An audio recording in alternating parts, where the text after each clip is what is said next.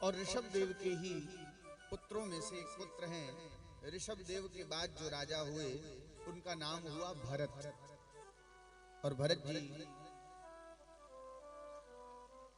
राजा हुए और जब चौथापन आया तो उन्होंने अपने ज्येष्ठ पुत्र सुमति को राज्याभिषिक्त किया और राज्याभिषिक्त करके स्वयं गंडकी नारायणी नदी के तट पर तपश्चर्या के लिए आए, तपस्या के लिए आए। पर्णकुटी बनाई और पर्णकुटी बना करके तपस्या में संलग्न हुए। लेकिन एक दिन एक घटना घटित हुई जिस घटना ने भरत के जीवन को मोड़ दिया। भरत जी एक दिन देखते हैं कि गर्भवती हिरणी नदी में जल पीने के लिए आई और पीछे से किसी सिंह ने दहाड़ लगा ली। अब सिंह की दहाड़ को सुनकर वह गर्भवती हिरणी नदी में कूद गई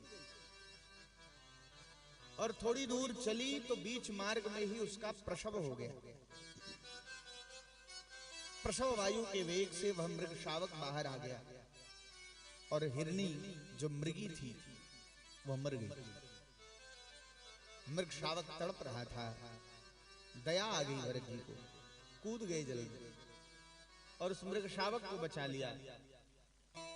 मृग शावक को लेकर आए, कुटिया में आग इत्यादि जलाकर उसके शरीर को सुरक्षित किया। लेकिन धीरे धीरे धीरे धीरे धीरे धीरे उस मृग शावक में इनकी आसक्ति बढ़ने लगी और मृग शावक में जब आसक्ति बढ़ी तो धीरे धीरे धीरे धीरे दिन भर में जो 24 माला जपते थे भगवान के नाम की वो 22 हुई। भैया अब उसके लिए भी टाइम निकालना था। फिर वो 20 हुई, फिर वो 21 हुई,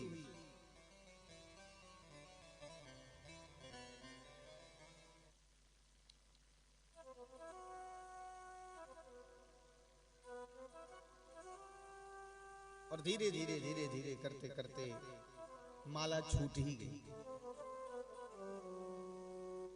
माला के छूटने पर धीरे धीरे उनके मृत्यु का समय निकट आया भरत जी के। और जब मृत्यु का समय आया तो किसी और की याद नहीं आई, उसी मृग शावक की याद आई कि मेरे मर जाने के बाद इसका क्या होगा, इसकी देखभाल कौन करेगा।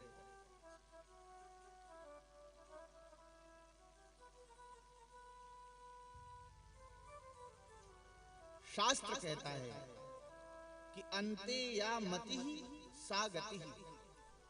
अंत में हमारी जैसी मति होती है वैसी ही हमारी गति होती है। इसीलिए कहा जाता है कि अंत समय में भगवान का नाम स्मरण करना चाहिए। कम से कम भगवान का नाम, भगवान का रूप, भगवान का स्वरूप स्मरण में आ जाए तो ये जीवन और मृत्यु का जो कुचक्र है वो कुचक्र समाप्त हो जाए, खत्म हो जाए।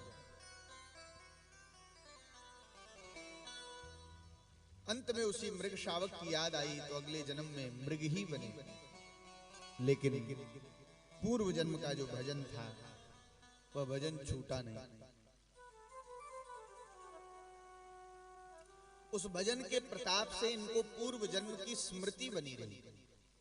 पिछला जन्म जो था इनको वो याद रहा और पिछला जन्म याद होने के कारण इन्हें बड़ी ग्लानि हुई कि कहां दुनियादारी छोड़कर गंडकी नदी के तट पर तपस्या के लिए गया था और एक मृग के चक्कर में पड़ के आज मुझे मृग बनना पड़ा।